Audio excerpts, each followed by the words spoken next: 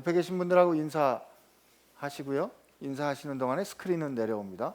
예. 옆에 인사 한번 하세요. 뭐 어떻게든지 한번 하세요. 이제. 예. 예.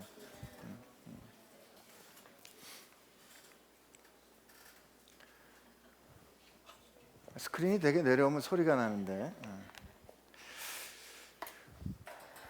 네.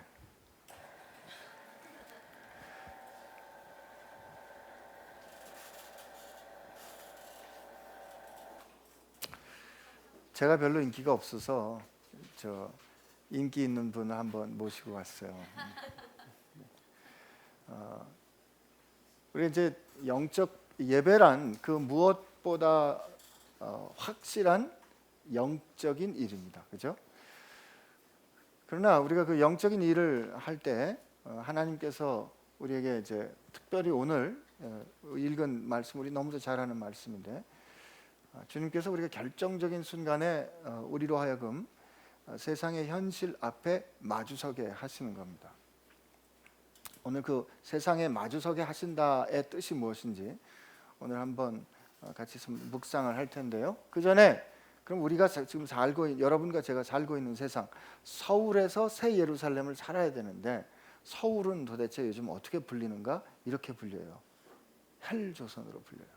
저는 조선이 조선일보인 줄 알았어요. 근데 그게 아니고 헬조선은 우리가 사는 나라 대한민국을 헬조선, 젊은 사람들이 헬조선, 한국을 향하여 이렇게 부르는 신드롬, 부충후군이 있다는 거죠. 다음 한번 넘겨줘 보실래요? 이게 사실 헬조선에서 살아남기, 이게 그 아주 유명한 대학, 한국에 있는 대학이 심포지움 워크숍을 한 거예요. 과연 청년 세대에게는 출구가 있는가? 금수저를 쥐고 태어나야 한다거나 이민만이 답이라는 이들, 급기야는 헬조선이라는 자조가 난무하는 시대, 청년들은 어떻게 살아갈 수 있을까? 살고 싶은 자 오라 생존법 워크숍. 이게 아주 한국 유명한 대학 중에 하나인 고려대학교에서 한 워크숍입니다. 헬조선에서 살아남기. N포 세대. 저도 이게 뭔지 요즘 알았어요. 3포가 뭔지 보니까 결혼과 연애와 출산을 포기하고, 그리고 그게 조금만 더 힘들어지면 이제 내 집을 구하는 거, 나아가 인간관계를 갖는 거를 포기하고, 그게 5포 세대래요. 나아가서 꿈도 희망도 접는 거, 이게 7포 세대예요. 7포 세대.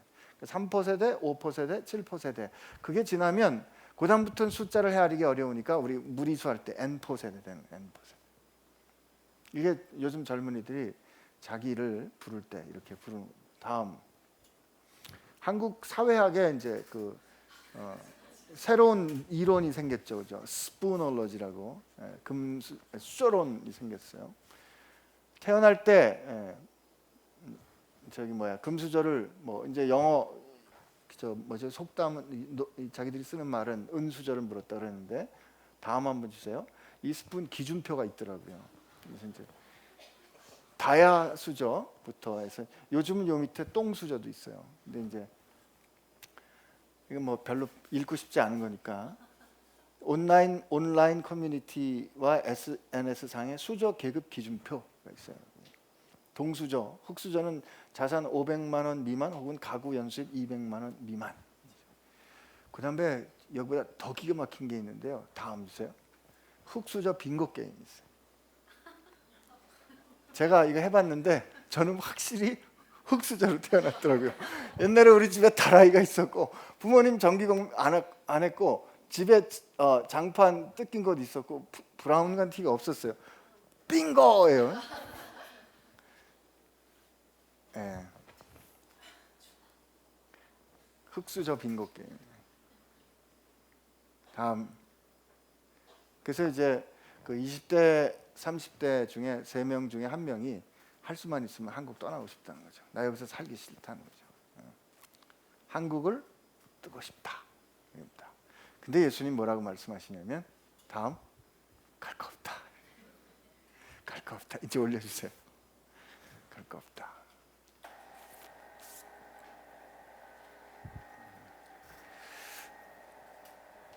여러분, 제가 오늘 이렇게 이런 얘기를 보여드리는 거는 그저 설교 좀 재밌게 해보려고 무슨 트릭을 쓰거나 테크닉을 구사하는 거 아닙니다.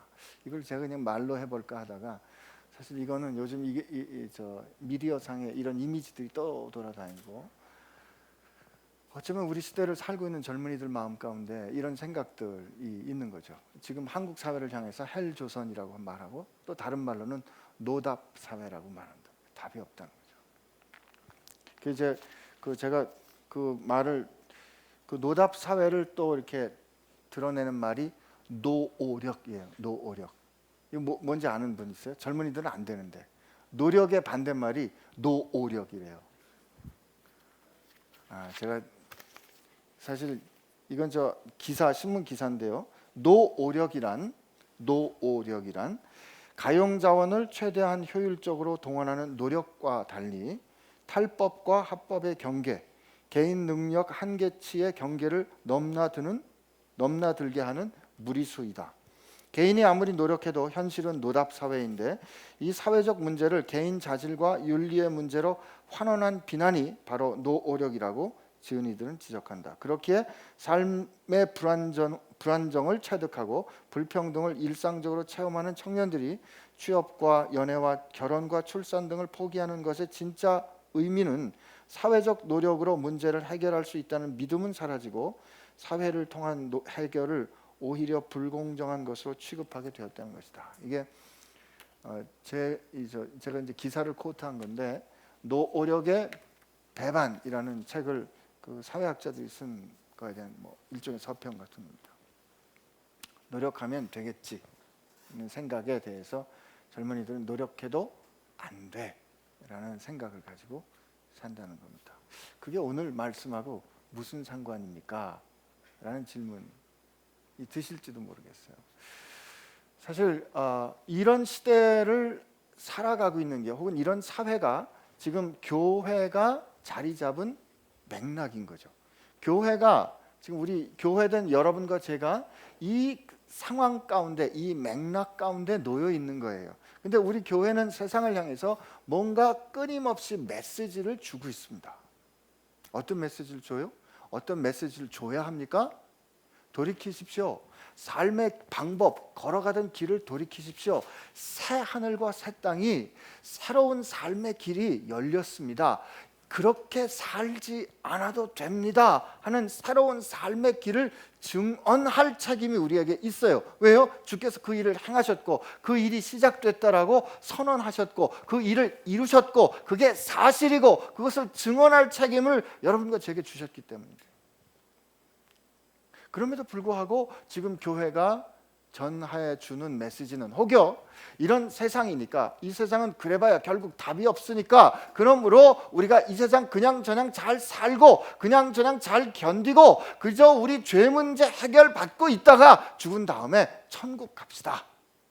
아니면 여러분 우리가 그렇게 문제가 해결하기 어려우니까 우리가 예수님께 구해서 예수님께서 해결하기 어려운 문제를 해결해 주시도록 합시다.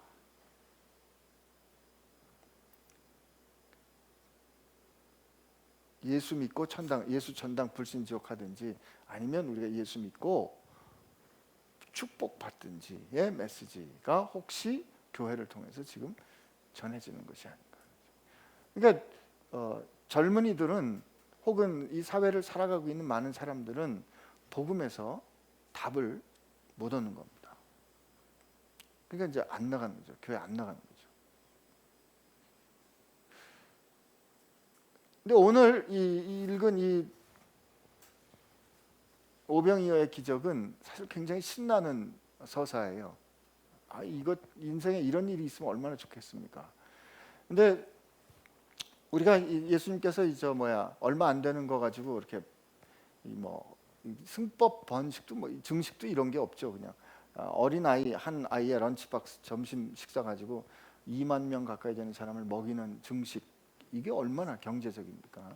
근데 이런 일이 두 번 있었어요. 그죠? 오병이어와 칠병, 그땐 고기가 몇 마리라고 안 나왔기 때문에 칠병 몇어의 기적이 두 번 있었는데, 근데 우리는 이것을 놓고 여러 가지로 해석을 할 수 있습니다만, 저는 오늘 이 말씀을 보면서 그러면 이 말씀이 오늘 이런 시대 헬조선과 노답 사회 혹은 N4 세대를 살아가는 사람들에게 혹은 청년들에게 혹은 이 사회에 대해서 오늘 이 말씀은 어떤 의미를 줄 수 있는가 혹은 어떤 의미를 주는가를 한번 같이 생각해 보기를 원하는 겁니다. 근데 사실 오늘 읽은 이 내러티브는 복음서에 4개의 복음서에 다 증언되어 있는 유일한 서사예요. 마태, 마가, 누가 그리고 요한까지 이게 다 이제 증언이 돼 있는데 그 4개의 그 증언을 우리 골고루 읽어보면 이게 이제 좀 종합적으로 볼 수 있습니다. 오늘 읽은 이 마태복음을 보면 마태복음 14장 우리 13절에 보면 이렇게 시작이 돼요. 이 말씀이 예수께서 들으시고 배를 타고 떠나사 따로 빈들에 가시니 무리가 듣고 여러 고을로부터 걸어서 따라온지라 이렇게 돼 있습니다. 예수께서 들으셨다 그래요. 예수께서 뭘 들으셨어요? 그게 이제 앞에 나오는 얘기입니다. 뭘 들으셨는가 하면 세례 요한의 제자들이 와서 세례 요한이 어떻게 죽었는가를 들려주는 겁니다. 세례 요한이 옥에 갇혔을 때 요한이 이제 제자들을 보냈어요. 당신이 그분입니까? 아니면 우리가 딴 사람을 더 기다려야 합니까?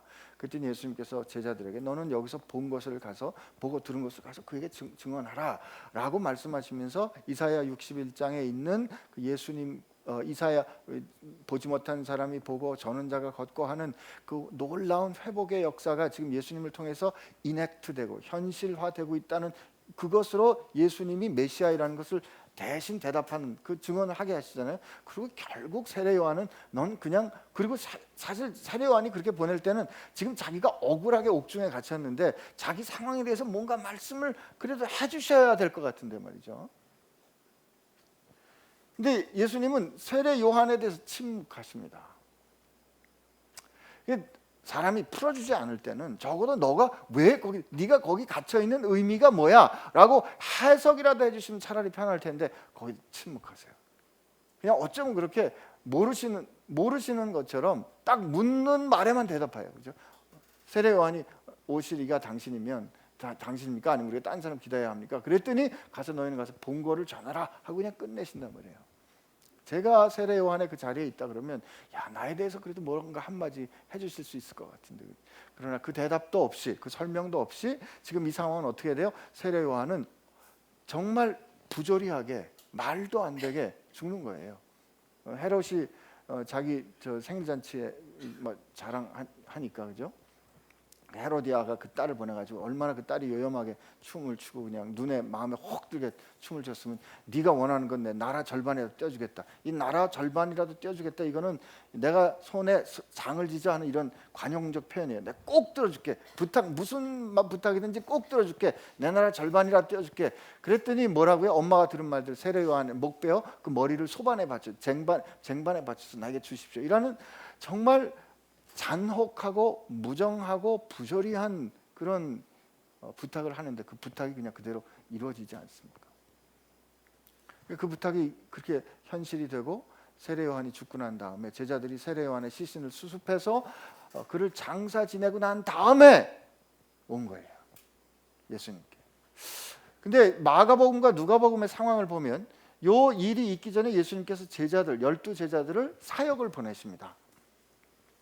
이제 12제자들 예수님께서 사역을 둘씩 해서 아마 한 6군데나 뭐 그 이상이겠죠. 사역을 보내시기 때문에 예수님께서 제자들이 사역을 갔다 돌아왔을 때 같이 세례 요한의 제자들의 말을 들었는지 아니면 제자들은 떠나갔을 때 세례 요한의 제자들이 와서 그 얘기를 들었는지는 모르겠어요. 근데 이게 상황이 그렇게 돼요. 예수님께서 제자들에게 권능을 주시면서 너희는 가서 하나님의 나라가 왔다고 선포해. 그리고 그게 병자를 고치고 귀신들을 제어할 권능을 주어 그들을 내보내시고 그들이 마침 돌아와요. 마침 돌아오는 그들을 향해서 마태복음은 제자라고 부르지만 일을 갔다가 돌아오는 사람들을 향해서는 반드시 복음서에서는 사도라고 불러줍니다. 이 사도들이 돌아오는 그 상황이에요. 돌아오는 상황인데 예수님은 이 말씀을 들으신 거예요. 그 말씀을 듣고 예수님께서 따로 빈들로 가십니다. 근데 이 빈들로 가신다는 이 표현이 영어 표현은 withdraw 하신다 그래요. 자기를 이렇게 마치 숨기시는 것처럼 보일 수도 있고, 여러분 세례 요한은 가족입니다. 예수님의 가족이에요. 육신의 어머니 그 마리아와 세례 요한의 어머니와 가족이잖아요. 친족이잖아요. 그러니까 자기 친족이 억울한 죽음을 겪는 그 부조리함을 지금 예수님은 현실로 겪는 겁니다. 그리고 예수님께서 혼자 피하셨어요. 여러분, 우리가 예수님이 완전한 인간이셨기 때문에 예수님이 그때 겪으셨을 그런 심정의 그 아픔, 이게 우리 그냥 무시하면 안 됩니다. 그렇게 하고 예수님께서 이제 피하시고 제자들이 돌아오니까 이제 예수님 우리 한적한 곳에 가서 좀 쉬자, 우리 리트리트 하러 가자. 근데 그거를 하러 가기 위해서 배를 타고 건너가는데 가시는 걸 보고 사람들이 막 쫓아와요. 그 막 쫓아오는 사람들을 보고 마가와 마태는 예수님께서 그들을 불쌍히 여기셨다 이렇게 말하는데, 누가는 그 불쌍히 여기셨다 대신에 그들을 영접했다 이렇게 말씀하십니다. 이건 좀 제가 이게 이제 좀 개인적인 고백을 좀 하면, 제가 이제 병원에 있기 때문에 전화를 좀 받습니다. 어떤 전화를 받냐면 아는 분들이에요. 평소에 내왕은 없어요. 잘 지내냐, 안부하는 사이 아니에요. 근데 이제 오랜만에 되게 전화가 옵니다. 전화를 받아요. 그러면 어떤 전화를 받는다? 안 목사님 오랜만입니다. 예, 오랜만입니다. 근데 말이죠, 부탁이 있어요. 뭐죠? 병원에 입원 빨리 시켜주세요. 누가 아픈데 어떻게 하면 좋겠어요? 이런 부탁이에요. 거의 예외가 없어요. 한 번도 연락 그동안 안 하다가 그냥 급하면 전화하는 거예요. 근데 제가 마음이 좀 여유 있고 제가 마음이 좀 편안할 때 그런 전화 받으면 저도 괜찮아요. 근데 좀 속상하고 힘들고 바빠 죽겠는데 전화해가지고 그 얘기 하는 거예요. 그냥 그러면 솔직하게 나 지금 병원에 입원했으면 좋겠는데 그냥 좀 빨리 그냥 아닌 말로 톡 깨놓고 입원에 얘기했으면 좋겠는데 그냥 빙글빙글 돌려가지고 무슨 얘기 뻔히 아는 그런 상황을 겪으면서 그냥 속으로 그런 생각이 들어요. 참 너무하다. 근데 그리고 저를 생각해 보니까 제가 선교지 나가 있을 때요. 저를 잘 도와주시던 선생님이 한 분 계신데, 그분이 나중에 이제 어린이 병원장이 되셨는데, 그분이 뭐라 그러시냐면 선교사들은 다 빈혈이야. 그래서 무슨 소린가 그랬어요. 선교사들은 다 빈혈이래요. 그래서 의사만이 할 수 있는 썰렁한 개그인데, 선생님 그게 무슨 말이에요? 선교사들은 다 철이 없어가지고 철결핍성 빈혈이야, 이게 뜻이에요. 그게 무슨 소린가 봤더니 평소에 고맙다, 이런 저런 일을 도와줘서 고맙다, 이런 얘기 한 번도 안 하다가 아쉬운 일 있으면 마치 빚쟁이처럼 독촉하는 게 선교사들이라는 거지. 저도 그러고 보니까 그랬던 것 같아요. 환자 보내놓고 돈 준 것도 아니에요. 환자 보내놓고 빨리 입원시켜달라, 절대 살려보내달라, 돈 몇 천만 원 그건 당신이 알아서 해라. 그거 너무 뻔뻔하게 그렇게 했던 거죠. 그러고 보니까 하나님하고도 그런 거 아닌가 싶은 거예요. 우리가 하나님 앞에 나갈 때 평소에 아무 일이 없이 그냥 하나님 그냥 기억하는 게 좋고 하나님 생각하는 게 좋아서, 하나님 아버지 안녕하세요. 하나님 늘 안녕하시죠, 그죠? 우리 때문에 속상하실 거예요. 근데 하나님 아버지 샬롬. 그리고 오늘 아버지 제가 오늘 이렇게 살았어요. 하나님 정말 감사해요. 그리고 하나님 오늘은 저 이렇게 살게 해주신 것만 해도 감사한데 오늘은 저 주실 그거 필요 없어요. 저 오늘은 정말 모든 게 everything이 감사합니다. 이렇게 좀 우리가 평소에 사귀다가 어느 날 하나님 앞에 가서, 하나님 근데 제가 오늘 좀 급한 일인데 좀 도와주실래요?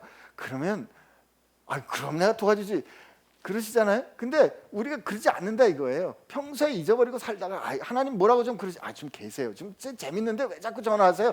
그러고 있다가 아쉬움은 그냥 하나님 앞에, 하나님 나 좀 봐주세요. 왜 내 얘기 안 들어주시는 거예요? 왜 하나님 말하면 기도 들어주신다 그래서 내가 말하는데 왜 기도 안 들어주세요? 라고 하나님 앞에 그냥 내가 꼭 필요할 때만 하나님 앞에 나가는 우리 인생을 향해서 성경은 천박하다 그러지 않고 절박하다. 그런 우리를 향해서 성경은 뻔뻔하다 그러지 않으시고 목자 없는 양같이 유리하는 양처럼 주님은 우리를 영접하셨다는 거죠. 자기 사랑하는 가족이 지금 그렇게 처참하게 죽었다는 소식을 듣고 제자들과 함께 좀 어떻게 생각하면 마음을 추스릴 그를 좀 그냥 좀 나 좀 가만 놔둬 했는 그 상황에도 뭔가 도움을 받기 원해서 오는 사람들을 주님은 그들을 향하여 불쌍히 여기시고 그리고 그들을 영접하십니다. 그리고 그들에게 거기 보니까 이 복음서를 같이 보면 그들에게 여러 가지로 가르치십니다. 여러 가지로 가르치시고 병자를 고쳐주세요. 그러니까 여러 가지를 가르치시고 병자를 고쳐주신 거. 이게 지금 사도들이 주님의 명을 받고 나가서 한 일이에요. 하나님의 나라가 왔다고 선포하고 여러 가지로 가르치고 그리고 그들이 병자를 고치고 귀신을 내어 쫓고 돌아왔어요. 이게 뭐다? 영적인 일인 거죠. 이게 뭐다? 교회가 감당할 일인 거죠. 이게 뭐다? 우리가 하나님의 사람들이 해야 될 일이에요. 제자들도 동의하고 그래 우리 주님은 어쩔 수가 없어. 우리가 지금 리트릿 하러 가는 길인데 우리가 한적한 곳에 가서 함께 좀 쉬는 길인데도 사람들이 저렇게 오니까 그들을 향해서 가르치시고 그들의 있는 병을 고치시고 귀신도 내어쫓는 그 주님 하시는 역시 우리 주님 좋으신 분이야. 그리고 날이 저무니까 제자들이 뭐라고요? 이제 뭐라고 제자들이 합니까? 여기 14장에 보면 15절에 이렇게 돼 있어요. 제가 지금 14절까지 말씀을 드렸어요. 15절 우리 한번 같이 읽어봅니다. 시작. 저녁이 되매 제자들이 나와 이르되 이것은 빈들이요 때도 이미 저물었으니 무리를 보내어 마을에 들어가 먹을 것을 사 먹게 하소서. 여기 보니까 저녁이 되매 이제 제자들이 나와 이르되 이것은 빈들이고 때가 이미 저물었으니까 무리를 보내어 마을에 들어가 먹을 것을 사 먹게 하소서. 이 사람들이 밥 먹을 필요가 있다는 걸 제자들이 알았어요. 그죠? 제자들이 저 사람들이 지금 예수님 쫓았던 사람들이 가난한 사람들이 많았으니까 음식을 가지고 오기를 잊었던 사람도 있고 음식을 가져오지 못하는 사람도 있을 거예요. 그 칠병매더의 기적할 때는 이 사람들이 사흘길이나 걸어왔기 때문에 이들이 그냥 음식을 그냥 주지 않으면 가다가 기진하여 쓰러질 것 같다는 예수님께서 그런 그 회중의 상황을 다 아십니다. 그러니까 이들에게 밥을 먹어야 되는데 밥을 먹어야 되는 그 비즈니스는 제자들이 생각할 때 영적인 일이 아닌 거죠. 자기가 할 일이 아닌 거예요. 이게 필요가 있는지 알지만 그건 그 사람들의 문제지. 그리고 내가 거기에 끼어들기에는 끼어들 여지 혹은 끼어들기엔 너무 문제가 크다 생각할 수도 있을 것 같아요. 어쨌든 제자들이 예수님께 와서 이렇게 얘기하는 겁니다. 그랬더니 이거를 예수님께서 한 방에 날리시는 게 뭐냐면 16절 말씀이에요. 시작. 예수께서 이르시되 갈 거 없다. 너희가 먹을 것을 줘라. 갈 거 없어. 너희가 줘. 이게 무슨 뜻이에요? 이건 니네 일이야. 네가 해야 될 일이야. 교회는 잃어버린 영혼을 구원하고 그들에게 복음을 가르쳐서 그들로 하여금 생명 되신 주님을 만나게 하는 것 이 교회가 할 일입니다. 근데 헬조선 N포 세대 노오력계 시대 이 수저론을 살고 가는 저 젊은이들의 마음 혹은 이 사회의 이 절박한 마음 깨어진 심정은 글쎄요 그건 우리가 해야 될 일 그건 지금 정부가 잘못한 거 아닙니까? 지금 뭐 저 정치인들이 저 잘못한 거 아닙니까? 기업인들이 그게 탐욕스러워서 그런 거 아닙니까? 라고 생각하는 그건 그들로 하여금 그 문제를 해결하도록 합시다 라고 우리가 생각할 수도 있는 거예요 지금. 근데 예수님 말씀하시는 거죠. 아니 갈 거 없어. 딴 데 갈 거 없어. 니네가 먹을 걸 줘야 돼.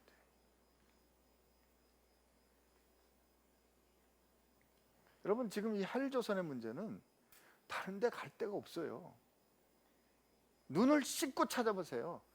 다른 데 가능성이 있는지 한번 생각해 보세요. 없어요. 어디 가능성이 있겠어요? 새 예루살렘이 아니면 저 문제 해결할 수가 없는 거예요. N포 세대를 살아가는 젊은이들이 어디서 희망을 찾을 수 있을까요? 뭘 바꿔주면 희망을 찾을 수 있을 것 같아요? 주님 들어가지 않으면, 예수님 만나지 않으면 그건 딱 깨어나도 안 됩니다. 근데 그동안 우리는 그렇게 생각 안 한 거죠. 아, 그건 우리 할 일 아닌데요. 왜 우리 할 일이 아니라 그랬을까요? 제자들이 그냥 금방 튀어나와요. 뭐죠? 아, 그거 빵 이 사람들 먹이려면 빵이 돈 빵값이 한 200데나리온은 들 것 같은데요. 벌써 돈이 이게 얼마나 큰 일인지, 우리로 감당하기에는 재정 규모가 얼마나 큰지 알고 있었어요.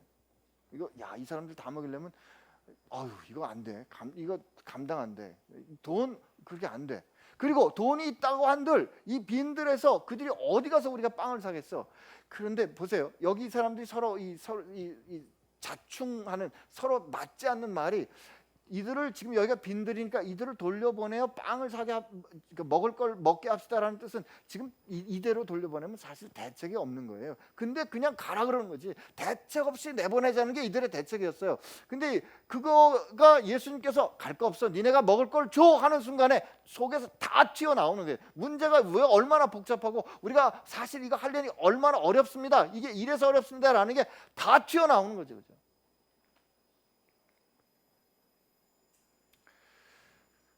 근데 예수님이 니네 뭐가 있나 좀 살펴봐라 그렇게 얘기를 하니까 이제 요한복음 6장의 증언에 의하면 안드레가 애 하나를 데리고 오면서 여기 아기 하나가 있는데 걔한테 보리떡 5개와 물고기 2마리가 있습니다. 근데 이게 이 많은 필요 앞에 무슨 소용이 되겠습니까? 라고 그 아이를 데리고 옵니다. 다른 복음서엔 너희들이 먹을 거 있나 봐라 이렇게, 우리에겐 보리떡 5개와 물고기 2마리밖에 없습니다. 근데요, 그 다음부터 신나는 얘기가 시작이 되죠. 그죠?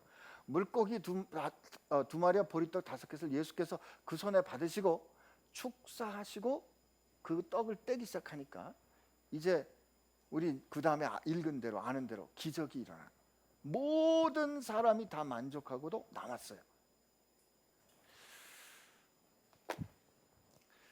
제가 오늘 설교 제목을 임계진량이라고 그랬어요.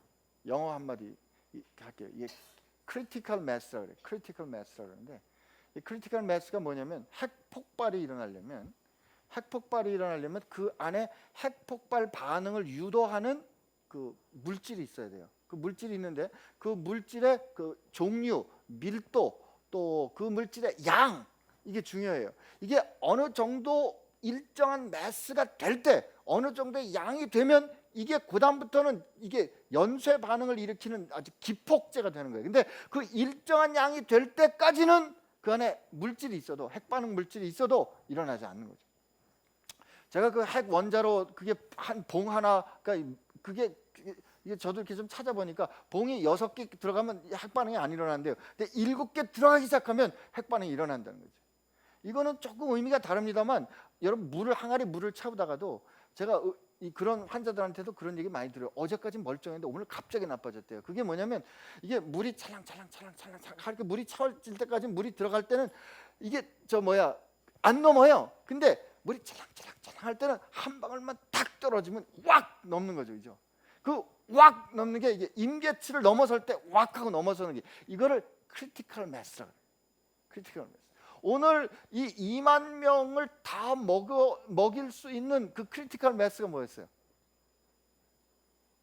보리떡 5개와 물고기 2마리였어요. 제자들은 어떻게 생각했어요? 아니, 주님, 이거 200데나리온쯤 듭니다. 돈이 엄청 많이 듭니다. 문제가 얼마나 큰데 우리 보고 하라 그러시는 겁니까? 주님, 이거는 있다고 해도 이런 구조적인 문제 때문에, 이런 시스템 때문에 절대 안 됩니다, 주님. 그러니까 주님, 이거 우리는 못해요. 그랬을 때 주님이 너희가 가진 것이 뭐야? 너희들에게 있는 게 뭐야? 그렇게 주님께서 물어보실 때 이거 소용이나 있겠습니까? 라고 주님 앞에 보리떡 5개와 물고기 2마리를 가지고 갔는데, 그게 주님 손에 올려지는 순간 뭐 했어요? 폭발했잖아요.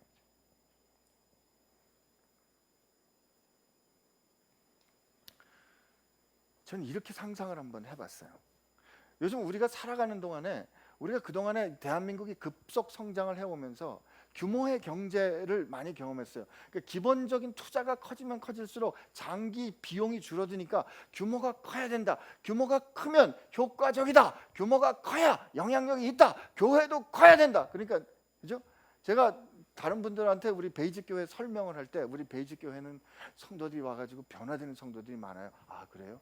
베이직 교회는 사신자들이 많이 와요. 아 그래요? 그냥 그러다가 베이직 교회가 3년 됐는데 한 1200명쯤 모여요. 그래요? 한 사람이 어떻게 변화됐는지는 그닥 중요한 게 아니고 3년에 어떻게 했길래 3년에 1200명이 됐어요. 그게 중요한 거예요. 왜? 우리가 살아오는 동안에 많이 사이즈가 커야, 넘버가 커야 영향력이 있고, 넘버가 커야 사람들이 주목한다는 것을 알게 모르게 습득해 왔기 때문에 그게 그렇게 돼야 뭐 어떤 일이 일어난다고 배워왔어요. 저 뿌리 깊은 곳에서 우리가 그렇게 폼도 됐기 때문에, 형성됐기 때문에 지금 새 하늘과 새 땅의 질서, 새 예루살렘의 질서는 그게 아님에도 불구하고 이 세상 앞에서 그렇게밖에 안 보이는 거예요. 근데 주님께서 지금 우리에게 보여주신 것은, 여러분, 주님께서 이 세상에 오셔서 죽으시고 부활하셔서 십자가로 그 죄악의 권세를 꺾고 이 바벨론을 심판하셨다. 이 말은 무슨 뜻이냐면, 이 옛 세상, 옛 하늘과 처음 땅을 완전히 싹 쓸어갈 수 있는 뭐가 일어났다? 마치 핵폭발이 일어난 거나 마찬가지예요. 골로새서의 모든 만물이, 모든 피조물들이 그 복음을 들었다 하는 건 뭐냐면, 이게 마치 복음이라는 십자가의 사건이 샥 웨이브와 같이 온 피조물들에게 선포된 거란 말이죠. 그 선포된 주님께서 가진 그 놀라운, 충만한, 완전한 운동력, 그 힘, 그 역사심, 그 섭리. 근데 주님의 결정이 있어요. 주님의 결정이 있어요.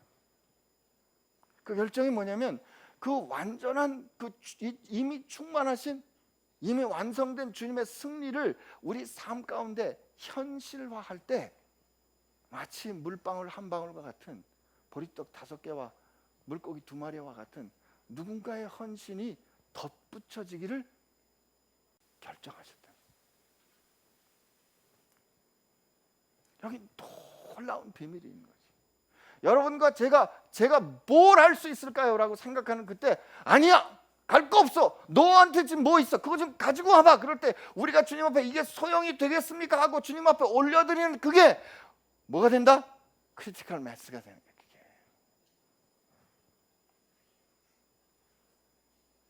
거예요. 그건요,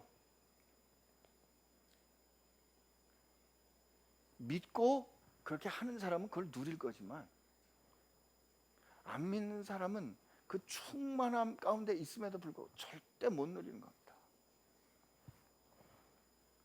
사실 크리스천들이 세상에 살아가는 동안에 이게 2개의 역설 가운데 살아요. 사도 바울이 그랬어요. 에베소서에 보면 그는 모든 만물을 충만케 하시는 이의 충만이에요. 그게 교회야. 그리고 에베소서 1장에 보면 어떻게 되어 있냐면 이렇게 되어 있어요. 이럴 때 에베소서 1장이 딱 나와야 되는데, 에베소 1장이 기도할 때 이렇게 기도합니다. 내가 기도할 때 기억하면 너희로 말미암아, 1장 16절부터인데요. 너희로 말미암아 감사하기를 그치지 아니하고 우리 주 예수 그리스도의 하나님 영광의 아버지께서 지혜와 계시의 영을 너희에게 주사 하나님을 알게 하시고 너희 마음의 눈을 밝히사 그의 부르심의 소망이 무엇이며 성도 안에서 그의 기업의 영광의 풍성함이 무엇이며 그의 힘의 위력의 역사하심을 따라 믿는 우리에게 베푸신 능력의 지극히 크심이 어떠한 것을 너희로 알게 하시기를 구하노라. 그 교회에 관해서 교회는 그의 몸이니 만물 안에서 만물을 충만케 하시는 이의 충만함이다 라고 23절에 말씀하시고, 그리고 우리를 뭐라고 말씀하시냐면 2장 6절에 또 함께 일으키사 그리스도 예수 안에서 함께 하늘에 앉히셨다. 우리로 세상을 통치하는 이로 우리를 보고 고백하는 건데, 동시에 말이죠, 동시에 그가 쓴 서신서 다른 곳에 보면 그 서신서를 고린도전서 4장에 보면,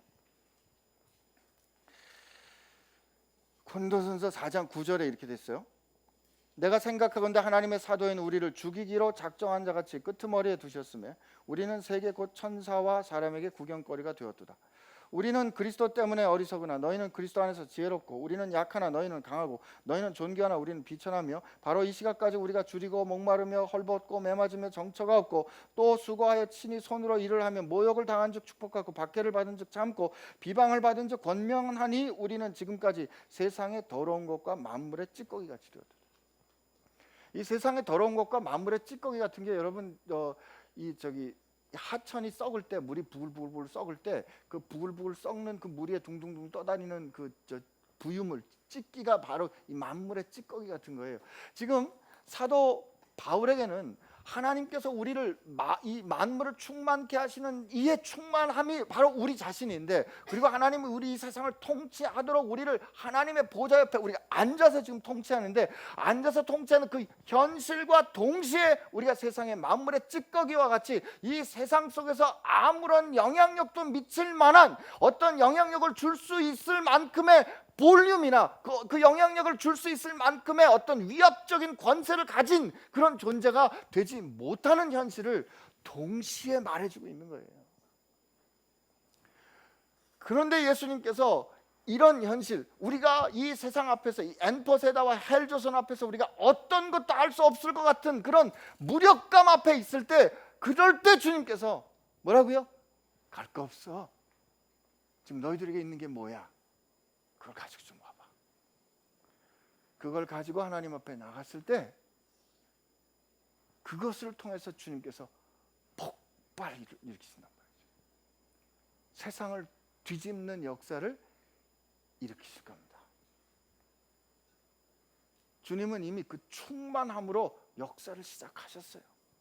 우리가 눈에 보이지 않지만, 우리 눈이 어두워서 잘 느껴지지 않지만, 우리의 감각이 둔해져서 잘 들을 수 없지만, 주님은 지금 맹렬한 운동력으로 이 만물 가운데 새 역사를 창조하시는 그 일을 시작하고 멈추지 않으신다 이 말이에요. 근데 멈추지 않으신 그 주님의 운동이 누구를 통해서 터져요? 어린아이와 같이 순진하고, 주님께서 구할 때 그냥 주님 이거가 될까요? 라고 그 앞에 나가가는 그 사람들을 가지고 주님은 폭발을 일으키실 거예요. 그 일이 저와 여러분이 그 일에 사용되는 삶이 되기를 지금 주님이 원하신다 이겁니다. 제가 오늘 이렇게 말씀을 드리면 여러분들 중에 많은 분들이, 혹은 제 이 말씀을 들은 분들이, 당신은 그렇게 나이브하게 생각하고 그렇게 이상적으로 꿈꾸듯이 생각한다고 세상이 변하겠어? 이렇게 말하실지도 모릅니다. 그게 되겠어요? 말은 좋아, 말은 멋있어. 그게 되겠어요? 믿고 싶은데 안 믿어져요. 그러겠죠. 제가 제 믿음과 제 깨달음만 가지고 그렇다면 저도 자신 없어요. 그러나 제가 반복해서 말씀 가운데 우리 주님을 통해서 확인하는 그게 현실인 걸 어떡하겠어요? 주님 뭐라고요? 주님이 위대하다 여기신 게 뭐예요? 하나님의 나라는 어떻게 온다? 겨자씨와 같이 온다. 하나님의 나라는 겨자씨와 같이 와. 그건 눈에 보이지 않지만 땅에 떨어져 심기우면 이게 자라 커다란 나무가 되어 새들이 깃들이게 될 거야. 한 겨자씨는 눈에 보이지 않은 작은 씨로 돼. 이게 하나님의 나라와 같아 라고 주님이 말씀하시잖아요. 주님은 한 줌이 안 되는 제자들을 향해 뭐라고요? 너희들은 세상의 빛이요 너희들은 세상의 소금이라 그랬어요. 그때 주님께서 말씀하시던 그 마태복음 5장 6장 7장의 말씀을 듣던 사람들이 어떤 사람들이요? 가난한 사람들, 애통하는 사람들, 산 위에 예수님 앞에 질병을 치유받기 위해서 왔던 그런 사람들을 향해서 주님 뭐라고요? 그 아웃라이어들을 향해서 뭐라고요? 저 주변부에 있는 사람들을 향해서 뭐라고요? 너희는 세상의 빛이고 너희는 세상의 소금이야. 여러분, 주님께서 세상을 향해서 얘들아 새 세상이 왔어. 지금 하나님의 나라가 갖고 왔으니까 너는 가서 세상에 나가서 전파해 라고 보내신 게 몇 명이에요? 처음에 12명이었잖아요 12명. 그것도 둘씩 보냈으니까 팀이 6팀밖에 안 됐다고요. 그리고 만왕의 왕이신 하늘을 창조하신 그분이 어떻게 오셨어요? 사람의 아들로 말구에 놓인 아기로 오셨잖아요. 주님께서 그렇게 저 갈릴리 땅에 한 사람으로 오셔서 시작하신 그 일을 통해서 하나님의 나라가, 그 복음이 이렇게 놀랍고 능력 있게 퍼지게 될지 누가 알았냐고요. 아무도 안 믿었어요. 아무도 그렇게 생각할 수 없었어요. 그 누구도 규모의 경제로 볼 땐 절대 불가능한 일이에요. 그러나 일어났잖아요. 그리고 주님 말씀하시길, 이게 하나님 나라의 비밀이야. 그렇단 말이죠. 오늘 저와 여러분이 결정할 일이 몇 가지 있어요. 하나님, 그렇다면 이 헬조선의 노답 사회의 현실 앞에서 우리로 그건 우리 문제 아닌데요 라고 뒷걸음질 치지 않도록 하나님, 저로 당당히 마주 설 수 있도록 제게 좀 배심을 주십시오. 제가 이 상황 앞에 설 수 있도록 용기를 좀 주십시오. 그리고 하나님, 저 아픔이 있다면 그 아픔을 내가 끌어안을 수 있는 가슴도 주시고, 그리고 하나님, 내가 가진 능력이 얼마 안 되지만 내 능력껏 이들 앞에서 전략적으로 뭔가 답을 내놓을 수 있는 보리떡 5개와 물고기 2마리가 답 내놓을 수 있는 지혜도 좀 주시고요, 그거 실천할 수 있는 손도 발도 좀 허락해 주시기 바랍니다.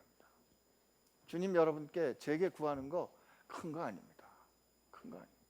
여러분 각각 삶의 정황에서 어떤 것이 보리떡 5개, 물고기 2마리 될지는 나는 모르겠어요. 그러나 주님은 아십니다.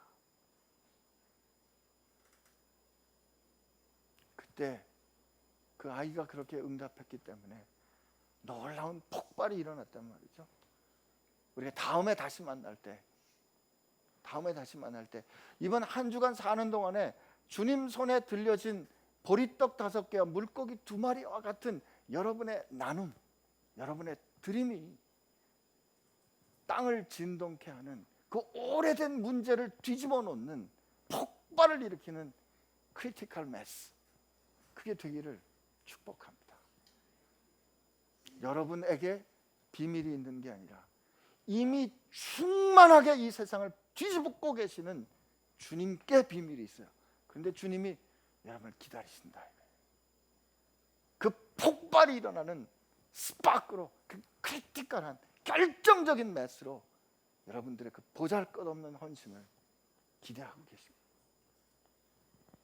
우리 하나님 앞에 같이 기도합시다. 하나님 앞에 우리 같이 기도할 때, 하나님, 우리가 이 세상을 바라보면서 이 세상 가운데, 이 세상 아파하는 세상, 참으로 답답한 세상을 그저 누군가를 탓하고 원망할 것이 아니라, 하나님, 이렇게 된 것을 이 세상의 청직이 되는, 이 세상을 다스리도록 불러주신 하나님의 자녀들인 우리들의 책임입니다. 이렇게 주님 앞에 고백할 수 있는 믿음과 용기를 허락해 주시기를 구하고, 그리고 하나님, 이곳에 정말 하늘의 샬롬을 가져올 수 있도록 제가 할 일이 무엇인지 가르쳐 주시고, 주님께서 가르쳐 주신 것 순종하여 지금보다 한 발자국이라도 더 나아갈 수 있도록 주여 나를 사용하여 주옵소서. 이렇게 하나님 앞에 같이 기도하겠습니다. 같이 기도합니다. 하나님 아버지, 감사합니다. 이 시간 하나님 앞에 구하고, 하나님 앞에 정말 우리가 하나님 앞에서 우리 이 어린아이를 사용하셨던, 그래서 그 하나님 나라의 놀라운 비밀과 영광을 보여주셨던 주님을 우리가 묵상했습니다. 하나님, 우리 삶의 정황이 다르고 삶의 형편이 다 다릅니다. 부르신 것이 다 다릅니다. 또 주님께서 우리를 각각 불러주신 지경도 다릅니다. 그러나 우리가 공통적으로 소망을 원하는 것은, 우리가 공통적으로 바라고 원하는 것은, 하나님, 정말 우리가 하나님 앞에서 정말 우리를 통하여 드러나신 주님의 통치, 우리를 통하여 드러나신 주님의 영광, 나를 통하여 역사하시는 하나님의 다스리심, 하나님, 그걸 통하여 하나님, 목말랐던 사람들이 해갈리고, 절망했던 사람들이 주님 앞에 돌아오고, 낭망했던 사람들이 새 희망을 발견하고, 새